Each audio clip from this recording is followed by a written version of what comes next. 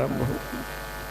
सृष्टि का बीज यहां से पैदा होता है। एक शत्रुपा भय और एक मनु जी महाराज भय। श्रीमद् रामचरितमानस में भी बड़ा सुंदर इसका वर्णन है। स्वयं भू मनु अरु शत्रुपा जिनते भई नर सृष्टि अनुपा। अब झांक कर देखा तो पृथ्वी दिखाई नहीं दे रही। बोले पृथ्वी कहां गई? पृथ्वी तो रसातल में चली गई थी, जल में चली गई थी। अरे ये सृष्टि को रखें कहां? पृथ्वी को रसातल से कौन निकाल के लाए? अब इसी उधेड़ वन में भगवान का स्मरण करने के लिए, ब्रह्म का स्मरण करने के लिए, ध्यान करने के लिए ब्रह्मा जी बैठे हैं। हिरण्याक्ष के जन्म की, हिरण्याकश्यप की जन्म की कथा सुनाई है कि कश्यप जी की दो पत्नियां थी, दिति और अदिति। अदिति से देवताओं की उत्पत्ति है और दिति से राक्षस कुल की उत्पत्ति है। पिता एक ही है। राक्षस और देवता दोनों के पिता एक हैं, माता अलग अलग है। जय विजय की कथा और हिरण्याक्ष की कथा के बाद और उसके बाद श्री मनु जी महाराज के वंश का वर्णन आ रहा है। तो सबसे पहले मनु जी महाराज की कन्याओं का वर्णन आया। मनु जी महाराज की 3 कन्याएं हैं, जिसमें से पहली है आकृति, जिसका रुचि प्रजापति के साथ विवाह हुआ। दूसरी और जो कन्या है उनका नाम है देवहूति। मनुस्ते शतरूपायां तिस्र कन्या सजगिरे आकुतिर्देवहूतिश्च प्रसूतिरिति विश्रुतः। देवहूति का भी वर्णन आता है, जिनका कर्दम ऋषि के साथ विवाह होता है। और फिर श्री कर्दम जी के यहाँ 9 कन्याओं का जन्म होता है और 10वें के रूप में स्वयं भगवान श्री कपिल नारायण भगवान आते हैं। श्रीमद् रामचरितमानस में भी ये कथा दी हुई।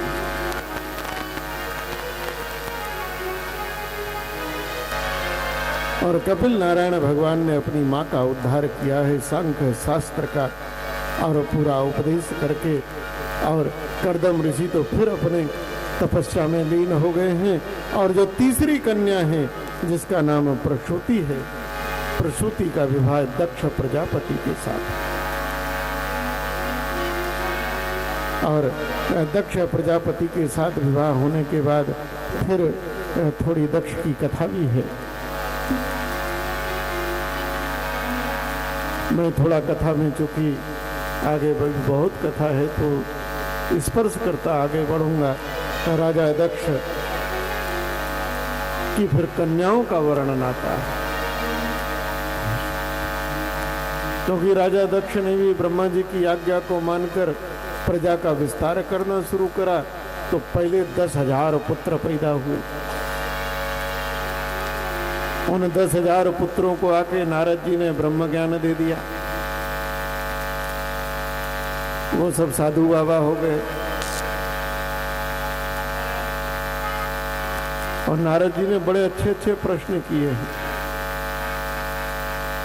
उन्होंने कहा कि ऐसा कौन सा चक्र है जो सदैव ऊपर घूम रहा है?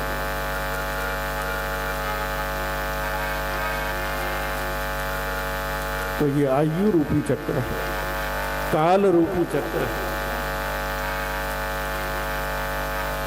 आदमी 50वां जन्मदिन मनाता है, बोले हम बड़े हो गए, 50 साल के हो गए। पर साधु माथा पकड़ के कहता है, बेटा तेरी जिंदगी में से 50 साल कम हो गए।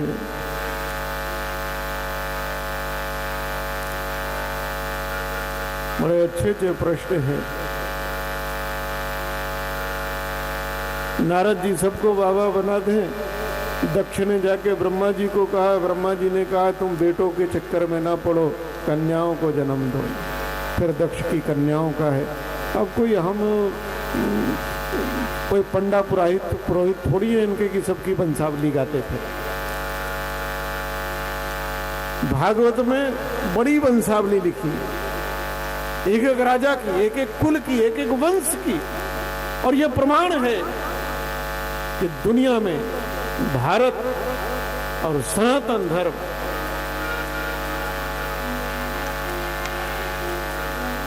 कितना विशाल और कितना प्राचीन है। पृथ्वी 9 खंडों में विभाजित है। महाराज आग्नेय ने, जिनके नाभि हुए और नाभि के 10 पुत्र हुए,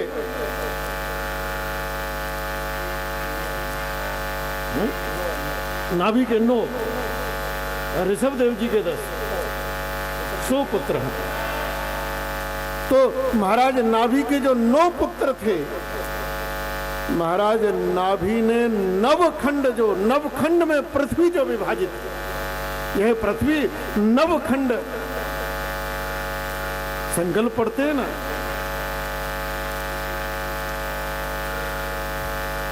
पूजा में पंडित जी पढ़वाते हैं,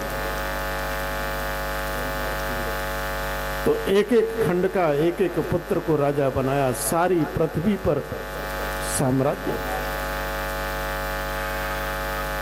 स्वयं भरत जी की कथा आएगी तो भरत जी जो अजनाब खंड था उसके राजा थे। नवद्वीप, कहां तक भारत था, कितना विशाल भारत था। आज आर्यावर्त नहीं है, आज जम्बू द्वीप नहीं है, आज तो वो वाला भी भारत नहीं है जो हमारे बुजुर्गों ने पढ़ा, हमारे बाप दादाओं ने जो भारत का नक्शा पढ़ा वो भी नहीं। हम बिना बात प्रसन्न होते रहते हैं कि ईरान मिस्र रोमा मिट गए सब जहां से, कुछ बात है कि हस्ती मिटती नहीं हमारी। अरे भाई, हस्ती मिटती तो नहीं है लेकिन सिमटती तो जा रही है।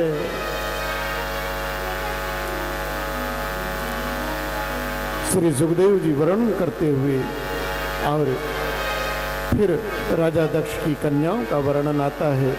वो कन्याएं, जिसमें से 27 कन्या तो चंद्रमा के साथ विभाई गई हैं, धर्म के साथ विभाई गई हैं, और सबसे छोटी कन्या शंकर जी के साथ, जिसका नाम सती हुआ है।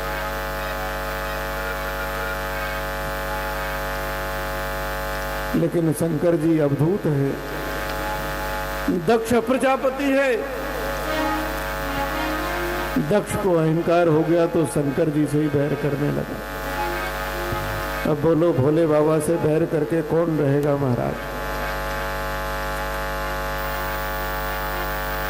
भोले बाबा का शंकर जी का अपमान यज्ञ में करता है, उस यज्ञ में आकर सती भस्म हो जाती है।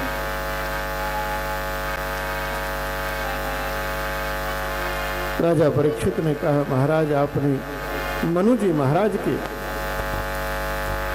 कन्याओं का वर्णन किया, अब जरा पुत्रों का भी तो वर्णन करो। और जब कहा पुत्रों का वर्णन करो, श्री सुखदेव जी परम प्रसन्न हुए। बोले, अरे मनु जी महाराज के और 2 पुत्र थे, एक का नाम उत्तानपाद और एक का प्रियव्रत। प्रियव्रत उत्तानपाद रक्षायां शतरूपा पते सुतौ। प्रियव्रत ने राजा नहीं किया, उत्तानपाद बड़े थे, गद्दी पर बैठे, प्रियव्रत भजन करने चले गए। और सुखदेव जी कहते, राजन, मनु जी महाराज के इसी वंश में श्री उत्तानपाद के यहाँ भगवान के एक प्रिय भक्त ध्रुव जी ने जन्म दिया है। बोलिए ध्रुव नारायण भगवान की जय हो। राजा परीक्षित ने कहा, भगवान अब ये खगोल भगोल की बातें हमें ना बताओ, हमें तो भगवान के भक्तों की कथा सुनो। ये खगोल और भूगोल लेकर हम क्या करेंगे? हमारा उद्धार, हमारा कल्याण तो भगवान के भक्तों से होने वाला है। और श्री सुखदेव जी गदगद हुए, बोले राजन, उत्तानपाद की 2 पत्नियां थी, एक का नाम सुनीति और एक का सुरुचि। वैसे तो हर आदमी की 2 पत्नियां रहती हैं भाई, एक घर वाली एक बाहर वाली। बोलो श्री राम जय राम। आदमी घर में कुछ रहता है, बाहर कुछ रहता है, अंदर कुछ रहता है, बाहर कुछ रहता है। अरे हम सब लोग भी रावण से कम नहीं है, रावण के 10-10 मुंह थे। हम भी अपने गिनने अगर बैठेंगे तो रावण से ज्यादा ही निकलेंगे, कम नहीं निकलेंगे। क्यों? किसी से तो कुछ कह रहे हैं, किसी से कुछ कह रहे हैं, कहीं कुछ कह रहे हैं, कहीं कुछ कह रहे हैं, कहे कुछ रहे, कर कुछ रहे, पता नहीं कितने मुंह हैं हमारे। हमारा एक मुंह नहीं, एक बात नहीं है। दिखाना का कुछ है, अंदर कुछ है। कितने चेहरे हैं। एक सुनीति अर्थात जो धर्म कहता है, शास्त्र कहते हैं, गुरुजन कहते हैं, जो नीति कहते हैं, और एक वो है जो मन को अच्छा लगे। भाई नीति शास्त्र कहता है सुबह जल्दी उठो, ब्रह्म मुहूर्त में उठो। मन कहता है नहीं नहीं, अभी तो करवट बदल के जरा 2 मिनट और रुक जाओ। ये झगड़ा सदैव चलेगा। और जो कमजोर होगा ताकतवर राज करेगा, और राज सुरुचि ही करती है। उत्तानपाद के यहां भी यही अवस्था है। उत्तानपाद जिसके पैर ऊपर सर नीचे, जो उल्टा है, जीवन में उल्टा चलता है, नीति की नहीं सुनता, मन की सुनता है, सुरुचि की सुनता है, नीति को बाहर रखता है, लेकिन घर में रुचि को रखता है। समाज में हम जाते हैं तो ऐसे बनते हैं कि हमसे ज्यादा संस्कारित कोई नहीं, चरित्रवान कोई नहीं, ईमानदार कोई नहीं, लेकिन व्यवहार हमारे कैसे हैं?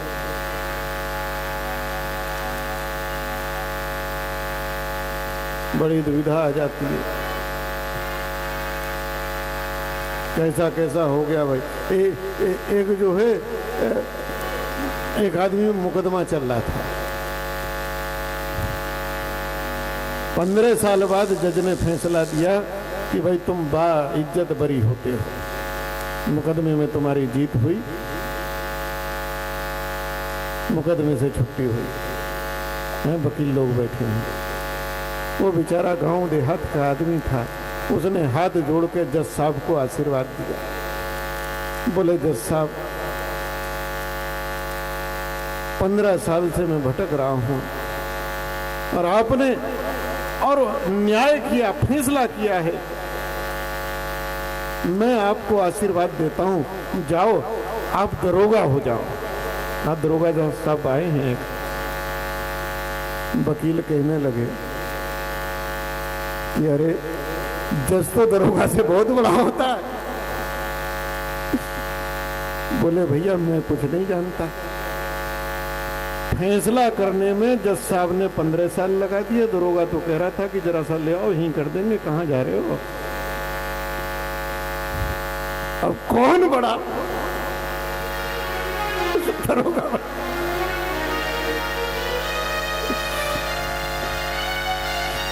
ये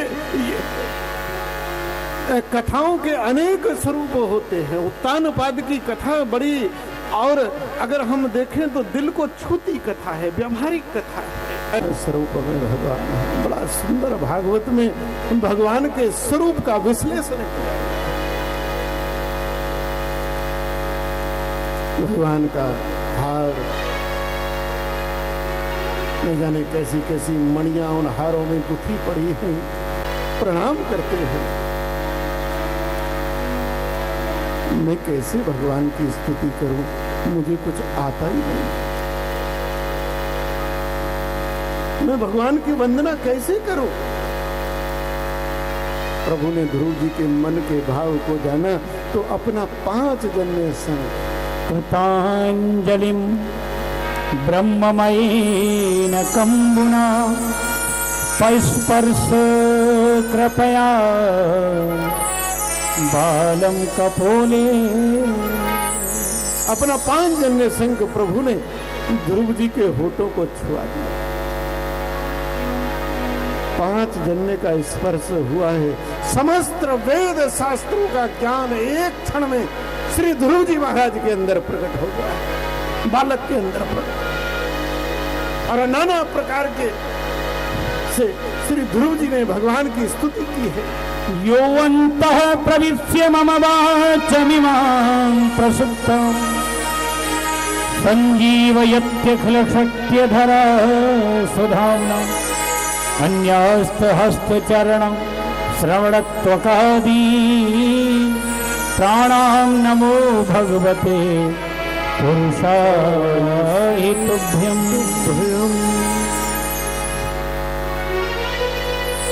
नाना प्रकार से भगवान की स्तुति की है। श्री ध्रुव जी को भगवत पद की प्राप्ति हुई। भगवान ने अंक से लगा लिया है।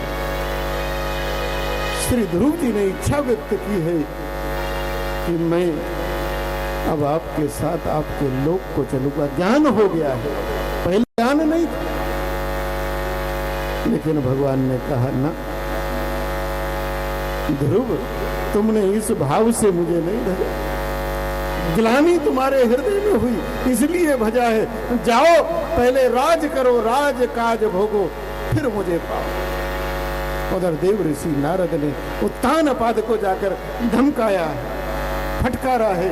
उत्तानपाद चैतन्य हुए, सिंहासन से उतरे। अरे मेरा बालक, अरे मेरा बालक। उत्तानपाद जंगल को गए हैं। श्री ध्रुव जी ने आकर राज किया है।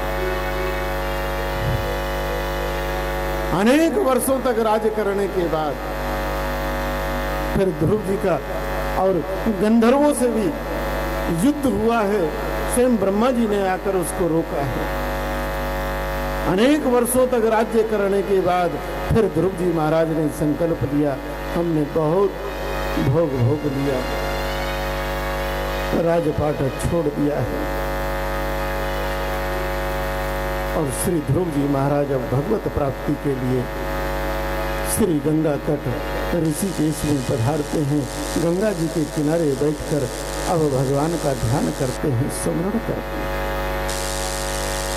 पहाड़ों से उतरकर, पर्वत श्रृंखलाओं से उतरकर और मैदानी भूभाग को छूती हुई गंगा बड़े बड़े बोल्डरों पत्थरों को लेकर खड़ल खड़ल खड़ल खड़ल विकराल वेग से बहती है। श्री ध्रुव जी महाराज का ध्यान भंग होता है। ध्रुव जी ने गंगा से निवेदन किया है, मां शांत हो जाए। उतने क्षेत्र में गंगा शांत हो गई है। उस क्षेत्र की गंगा को ध्रुव गंगा कहते हैं। आज भी ऋषिकेश में उतने क्षेत्र में एकदम शांत होकर मां गंगा बहती है।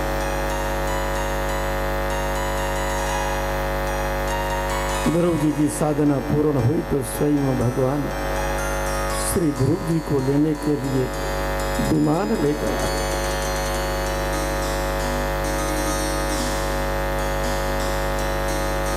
और कहा चलिए। श्री सुखदेव जी महाराज वर्णन करते हुए कहते हैं,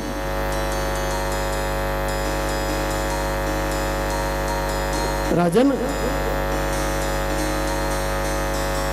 जीवन के उस मोड़ पर श्री ध्रुव जी महाराज को अपनी विमाता का, सुरुचि का ध्यान आता है। उसकी याद आती है।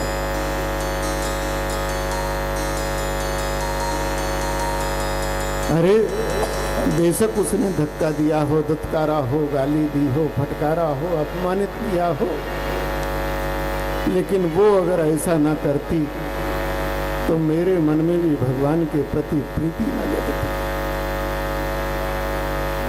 असली गुरु वह है, उसके कारण भगवत प्राप्ति मुझे हो रही है अंतिम क्षण में।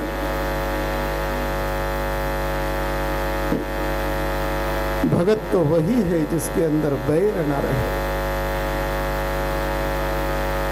माँ का ध्यान आया है। ध्रुव जी ने भगवान को प्रार्थना की है कि प्रभु मेरी माँ जैसी भी थी लेकिन थी तो माँ ही। सुरुचि का ध्यान आया। प्रभु आपकी कृपा उस पर भी हो। भगवान ने कहा ध्रुव जरा ऊपर तो देखो। क्या देखते हैं कि एक दूसरा विमान है जिसमें उत्तानपाद बैठे